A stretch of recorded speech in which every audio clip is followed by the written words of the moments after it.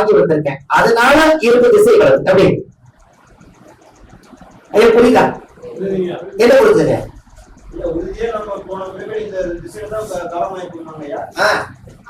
விட்டு போனதே நட்சத்திரம் என்ன சார்? சரி, போன ஜென்மத்தில் என்ன நட்சத்திரம் சார்? அதே உங்களோட ஐயர் என்ன சொல்றாரு? உங்களுக்கு ராசி நட்சத்திரம் தெரியுதா? ஜென்ம நட்சத்திரம், ஜென்ம ராசி, நாம தேசம். அப்ப ஜென்ம ஜென்ம ஒரே நட்சத்திரம் தான் எல்லாத்துக்கும்.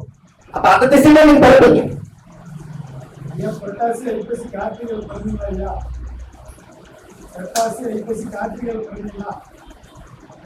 நான் சித்திரை மாசம் சூரிய உச்ச ஐயா, நான் சித்திரை மாசம் பிறந்த ஐயா. யாருக்குமே ஜென்ம நட்சத்திரம், ஜென்ம ராசி, நாமதேசியானா தீர்க்காயில் தீர்க்க சுமங்கலி சித்தியத்தம் அப்படின்னு ஒரு பிராமணர் ஐயர் சாமிகளை சொல்றாருன்னா, அவருக்கு ஜாதகமே தெரியலீங்கன்னு கூட சுபம் மாரிமுத்து நாமதேசியானாம், ஜென்ம நட்சத்திரம், ஜென்ம ராசி, நாமதேசியானாம் தீர்க்காயில் தீர்க்க சுமங்கலி சித்தியத்தம் அப்படின்னு அவர் சொல்லும் பொழுது, நம்மளுக்கு நட்சத்திரம் தெரியலீங்கன்னா கூட சாமிக்கு தெரியுமாமா நம்மளோட பேருக்கு என்ன நட்சத்திரத்தை உங்களுக்கு பிறந்திருப்பாரு. அதனால பிராமணர் என்ன பண்றாருங்க, ஜென்ம நட்சத்திரம், ஜென்ம ராசின்னு சொல்றேன். எல்லா 7 ஜென்மத்துக்கும் ஒரே நட்சத்திரம் தான். ஆன்மா என்னைக்கும் அழிவதில்லை, உடம்பு மட்டும் அழிஞ்சிடும். கரெக்டுங்களா ஐயா? அம்மா கூட கொஞ்சம் முடக்கு ராசி பத்தி சொல்லுங்க ஐயா அப்படின்னு கூட மெசேஜ் காலையில போட்டிருந்தாங்க. அது என்ன முடக்கு ராசி? சூரியன் என்ற நட்சத்திரத்துக்கு அந்த ராசி முடங்கி போகும், அதுதானே சொல்ல வர சார்? அதானா? அப்ப சூரியன் என்ற நட்சத்திரத்துக்கு அந்த ராசி முடங்கி போகும்னா, அப்போ ஒரு உதாரணத்துக்கு சூரியன் என்ற நட்சத்திரம் அஸ்வினியா இருந்தா எந்த வீடு முடக்கு? பூர நட்சத்திரம் முடக்குங்களா? சரி, அப்போ முடக்கு வந்து உங்களுக்கு அருமையான கேள்வி. அப்போ சூரியன் என்ற நட்சத்திரம் அஸ்வினியாக இருந்தால் சின்ன வீடு முடக்கு. அப்போ அந்த சூரியன் என்ற நட்சத்திரத்தை ஏங்க எடுக்கிறீங்க முடக்குக்கு?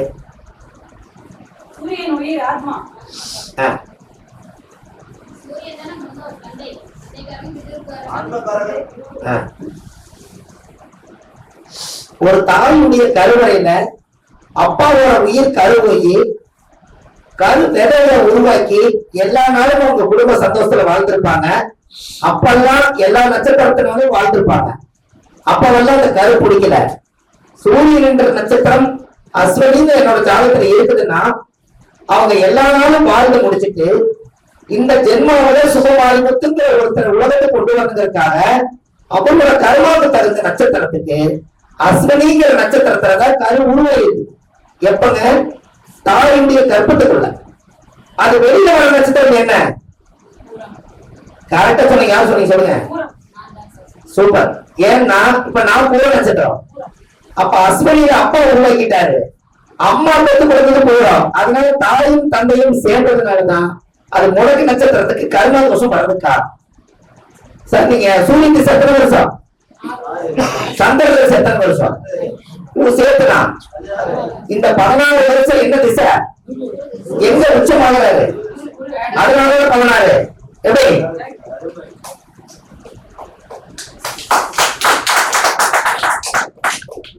சார் அந்த 14 வருஷத்தை எப்படி எடுத்தாங்க? மேசத்துல இருந்து 12 வரைக்கும் என்ன மீனம் வருமா? மறுபடியும் மீனம் வரைக்கும் என்ன 12? மேசம் 13, ரிஷபம் 14, மிதுனம் 15, கடகம் 16. அதனால 16 வருஷம். எப்படி வருங்களா ஐயா? கரெக்டா கணக்கு. சனி எத்தனை வருஷம்? வாங்க கூடவே. கடகம் 14, துலாம் 19. அப்ப துலாத்துல வந்து என்ன உச்சம்? எத்தனை வருஷம்? 19 காலகட்டம் கண்டாங்க இல்லையா? அப்ப நமக்கு முன்னாடி சித்திரை யோசிச்சு வச்சாங்க இல்லையா? பாருங்க சொல்லுங்க சார். அப்போ ஒரு குழந்தை உருவாகிறதுக்கு தாயுடைய கர்ப்பத்துல எத்தனை மாசம் குடியிருக்குது? சந்திரனுக்கு எத்தனை வருஷம்? அப்படியே கனெக்ட் ஆகுது இல்லைங்களா? சூரியன் 6 வருஷம். சூரியன் போய் எத்தனை மணிக்கு? அப்ப எல்லாமே கால்குலேஷன் தானுங்க ஐயா. என்னங்க சார்? எல்லாமே சயின்ஸ் தான். நீங்க பேப்பரை வச்சுட்டு குறி சொன்னாலும் கிரகத்து போக வேண்டாங்க. உனக்கு நேரம் தெரியலையே புரியமா நம்ம சொல்றது புரி. சரி, எப்பத்தான் நேரம் தெரியாதுன்னு கேட்டா, ஆணி போய் ஆவணி வந்தா உங்களுக்கு ஜாதகம் நிறைய போயின்னு சொல்ற. அப்ப ஏன் வாயில் எது வருது? ஆணி மாசமும் சூரியன் எங்க இருப்பார்? கடகத்துல. ஆவணி மாசம் எங்க வருவார்? சிம்மத்துக்கு வருவார். அதெல்லாம் ஒரு நல்லது நடக்குன்னு சொல்றது அம்மா. என்ன குறி சொன்னாலும் கிரகத்து போக வேண்டாங்க. சார் சொல்லுங்க சார். என்கிட்ட ஒரு சக்தி இருக்குன்னு நீங்க சொல்றீங்க. உங்களை படைச்ச அப்பா அம்மாவுக்கு சக்தி இருக்கட்டும், ஆனா பிரபஞ்ச சக்தி புடிச்சுத்தானே வர முடியும். கரெக்டுங்களா ஐயா? அப்போ அந்த சூரியன் என்ற நட்சத்திரம் ஒரு தாயுடைய கருவறையில இருந்து தொப்புள் கொடி அறுக்கும் நேரம் சந்திரனுடைய சார நட்சத்திரத்தை படித்த திசை வரிசை நீங்க எடுக்கிறீங்க. சந்திரன் திசை, சந்திரனுடைய நட்சத்திரம் எங்க நட்சத்திரம் வந்து அஸ்வினி நட்சத்திரம்னா சந்திரனை போட்டு மேசராசியில போட்டு அது கேது திசைக்கு அஸ்வினி முடிச்சுட்டு சந்திரன் வரைங்க. இப்படி ஒரு உதாரணம். ஐயா உங்க உங்க உங்க உங்க பேர் என்னங்க ஐயா? மூர்த்தி ஐயா. ஒரு கேள்வி, உங்களுடைய நட்சத்திரம் என்னங்க ஐயா? உங்களுக்கு நீங்க என்ன திசை நடக்குதுங்க ஐயா? சார் இவர் வந்து உண்மையிலே ஒரு துளவாசின்னு சொல்றாரு. நான் என்ன பண்றேன், இவர் விருச்சிக ராசியில வாழ்றாருங்க.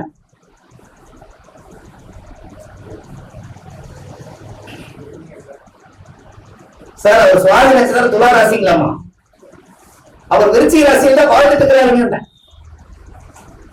சார் புரியல சார், புரியல. ஓகே சார், நீங்க பிறகு என்ன திசை, எவ்வளவு இருப்பு? 4 வருஷம். வெரி குட் ஐயா. அவர் வந்து ராகு திசை 4 வருஷமா, 4 வயசுன்றது ராகு திசை. அடுத்து என்ன திசைங்க ஐயா? குரு திசை வரப்போ சுவாதி முடிஞ்சு என்ன நட்சத்திரம் வரும்? வெரி குட், அது குரு திசை. அதுல 14 வருஷம், 14 20 வயசோட விசாக நட்சத்திரம் எங்க முடிஞ்சிருச்சு? 20 வயசுலயே நீங்க சந்திரன் எங்க இருக்கா? துலத்துல இருக்கிற. விசாக முடிஞ்ச அனுச நட்சத்திரம் எங்க வரும்? சனி திசை 19 வருஷம் முடிச்சிட்டீங்க. அப்ப அனுசத்துக்கே சந்திரன் எங்க வந்துட்டாரு? விருச்சிக வந்துட்டாரு. இப்ப நீங்க என்ன திசை சொல்றீங்க? அப்ப ஏற்ற நட்சத்திரம் நீங்க. அப்ப புதன் திசை கேட்டுக்கிட்டாங்க வருது. அப்போ நீங்க பிறக்கும் போது இருக்கிற சந்திரனை புடிச்சுக்கிட்டு இருக்கிறீங்க. ஆனா கரண்ட்ல நீங்க வாழ்றது புதன் திசை, கேட்ட நட்சத்திரம், விருச்சிக ராசி உங்களுக்கு வாழ்வாதாரத்தை கொடுக்குது. எப்படி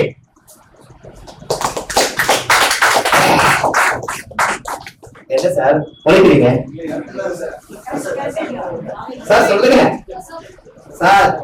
லக்கணத்துக்கு 30 பாயிண்ட், லக்கணாதிபதிக்கு 70 பாயிண்ட். எப்படி? லக்கணத்துக்கு 30 பாயிண்ட், லக்கணாதிபதிக்கு. ஏன் அப்படி? நான் பிறந்த ஊரு எனக்கு பொள்ளாச்சி. எத்தனை வயசுல? நான் 13 வயசுல. நான் 13 வயசுக்கு அப்புறம் எனக்கு வயசு 43. நான் 30 வருஷமா நான் திருப்பூர் தான் இருக்கேன். அப்ப லக்கணம் பிறந்த ஊர் 30 பாயிண்ட். நான் போய் வாழ்ற எத்தனை வருஷம்? அப்ப நான் அதிகமா இருக்கீங்க திருப்பூர். அப்ப எது பேசும்? நான் பேரு புகழ் அட்ரஸ் எல்லாம் நான் இங்க வச்சிருக்கேன். அப்ப எரிசல் போடலாம். அது மாதிரிதான் நீங்களும் இருக்கணும். பூர்வீகங்கிறது வாழ்க்கையில ஒழுங்குறதப்பா. அப்ப இவர் ஜாதகத்துல நட்சத்திரத்துல பிறந்து அவருடைய வயசு வரும்போது அந்த அந்தந்த நட்சத்திரத்தை கடந்து வந்து அவர் ஒரு ராசியை விட்டு இன்னொரு ராசியில அவர் வாழ்வதுங்கிறது முதல்ல ஒரு தெரியணும். எப்படி புரியுதா? அப்ப அவருக்கு விருச்சிக ராசியில தான் இப்ப சந்திரன் போயிட்டு இருக்குது. கரெக்டுங்களா? கரண்ட்ல என்ன போயிட்டு இருக்குங்க? சந்திரன் போயிட்டு இருக்குது. அப்போ புதன் திசை நடக்க போது கேட்ட நட்சத்திரத்தை கடந்து கேட்டில அவர் இருக்க. அப்போ என்ன சார்? அப்போ ஒரு ராசி விட்டு சுவாதி விசாகம் அனுசம் கேட்ட இவருக்கு 4ஆம் திசை நடக்குது. இந்த 4 நட்சத்திரத்தை இப்ப கடந்து வந்திருக்காருல்ல. அம்மா இவருக்கு நட்சத்திரம் 4 இல்ல. பிறந்த இடத்துல நீங்க இருக்கீங்களா சார்? சுவாதியில நிக்கிறீங்களா? இப்போ சுவாதியில என்ன குழந்தை காப்பீங்க? குழந்தை எப்படி இல்ல சார்? நீங்க குழந்தை எப்படி இல்ல சார்? நல்லா யோசிங்க. கல்யாணம் முடிக்கும் போது ஒருத்தன் என்ன பார்த்து கொடுப்பீங்களா? பொறுத்து பார்க்க